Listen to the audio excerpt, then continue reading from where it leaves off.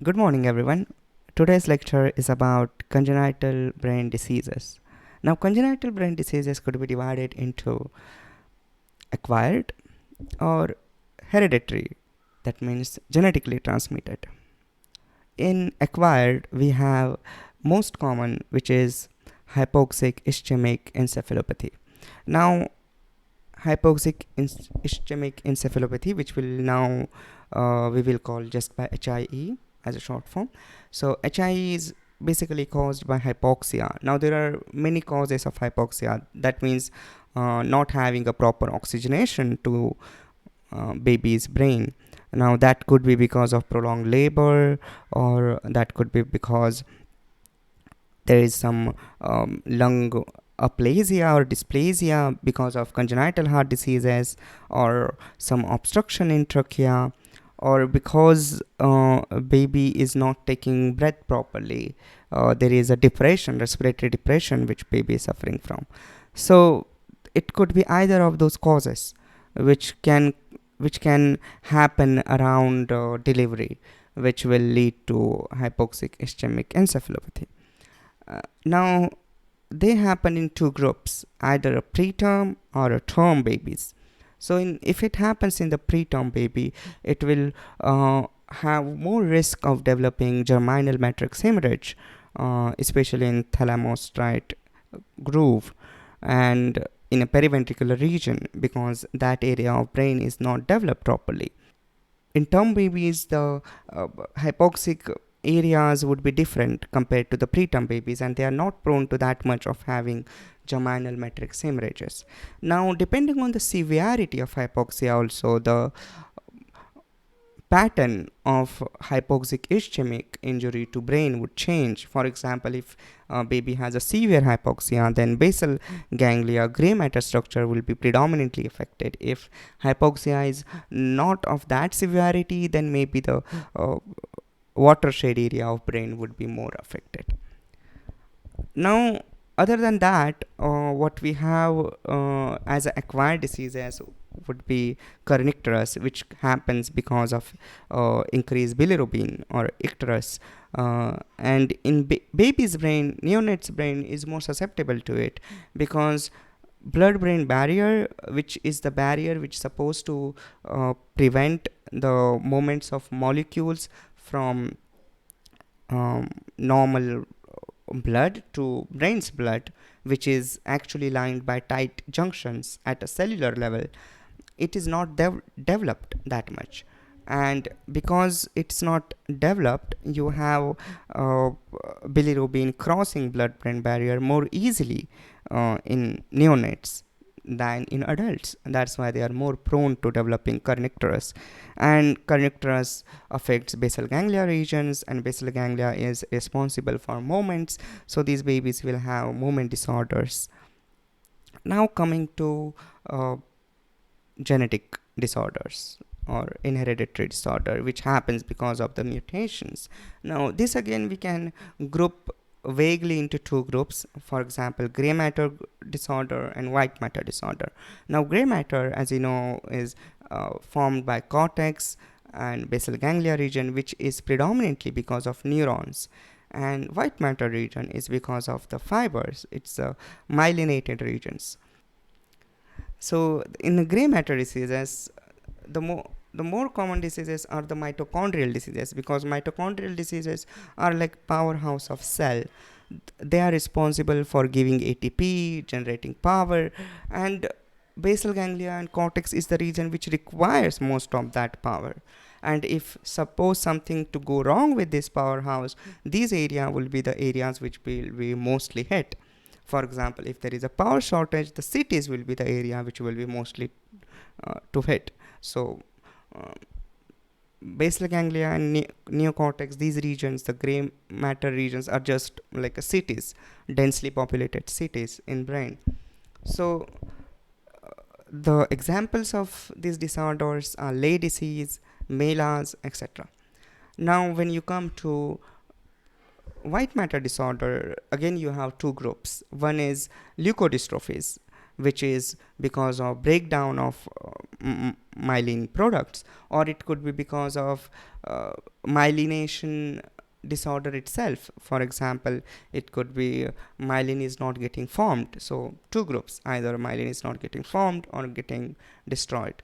So leukodystrophies examples are like Canavan disease, Alexander disease, megalencephalic encephalopathy with subcortical cyst, and some families are like known to have it running in their gene pools. For example, in India it would be Agrawal families which will have megalencephalic encephalopathy with subcortical cyst. In European countries, it would be some populations which will be more prone to it to have these genetic disorders. Now, MRI is the modality of choice when it comes to knowing what kind of congenital brain disorder it is. So, and other advantages, like you can use MRI to have advanced imaging also. For example, if you're thinking to differentiate between lay and other diseases, or for Kernicterus and for Canavan's, you can use spectroscopy, which will give you NA peak in Canavan's disease. It will give you lactate peak in case of lay disease, something like that. And MRI is also useful for the follow-up, because it will tell you how much damage has happened, how much baby is doing well. MRI also has sequences like diffusion weighted imaging, which will tell you how much injury is acute. That's especially useful in hypoxic ischemic injuries.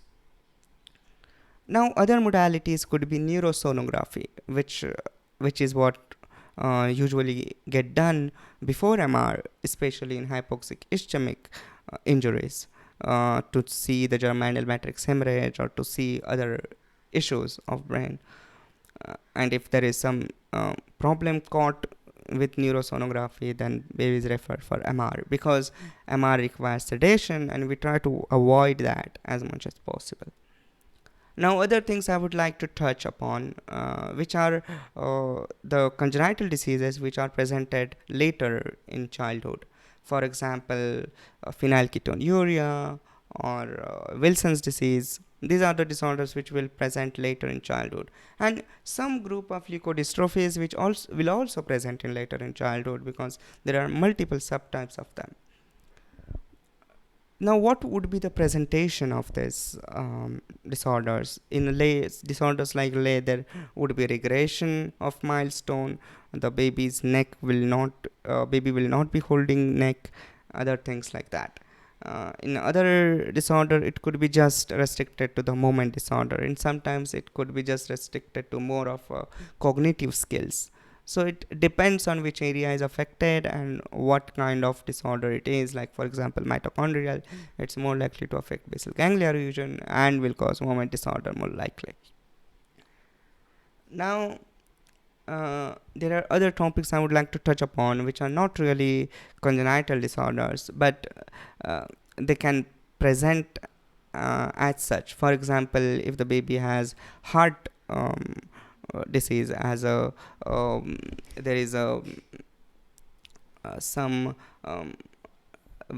VSD or ASD, like ventricular septal defect or atrial septal defect, then the bacteria would go through these small defects and bypass lungs. Now, lungs are not only important for oxygenation, they filter out a lot of bacteria. So if suppose some bacteria do not get filtered out and get bypassed directly into bloodstream into brain, then you will land up with multiple abscesses, and that can present as a baby with fever and areas of multiple diffusion restrictions. Now, other disease I would like to touch upon is congenital disorders, which are because of maternal infection, which get transmitted due to this infection crossing blood placental barrier.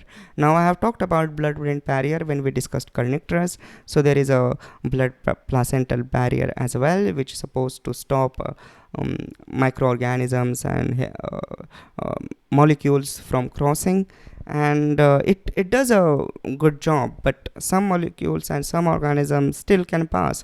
For example, torch infection. which is acronym for toxoplasma, other diseases, congenital rubella, CMV, that is cytomegalovirus, and herpes. So these diseases will also affect specific regions of brain and will have a different kind of presentation depending on what area is affected. This is not supposed to be a detailed list. Other than that, there are miscellaneous disorders which are linked to genetics, and a lot of research is going on in that aspect. For example, the disorder of cellular migration, which is heterotopias, lysencephaly, things like that, and other spectrum of it would be like holoprosencephalies, which will be lobar, lobar, and semilobar, or corpus callosum agenesis, and other things like that. Other than that, I can touch upon Arnold-Chiari malformation and Dandy-Walker spectrum. Now, Arnold-Chiari malformation requires a special mention because this is the disease where now the literature has come up that especially if the Arnold-Chiari type 2 get caught in utero and treated in utero with fetal surgery, then these babies are likely to do well. They actually basically patch the uh, defect meningocele with a dura, and baby does all right. So it was published in New England Journal of Medicine. So this was the overview of congenital brain disorders, and in vitro fertilization is increasing all over the world, so we are bound to um, seeing multiple cases of this in future. And it is important to know that there are multiple radiological investigations. Even in MRI, there are multiple sequences which we can do to detect and tell prognosis of these diseases. At the same time, genetic counseling is also important. If one of the baby in family has that problem, then maybe parents should get tested for to rule out any carrier mutations, and so that they could be counseled for next pregnancy, and the next fetus can be checked in utero by amniocentesis or chorionic villi biopsy to know that what kind of mutation this baby might have. So thank you very much and have a nice day.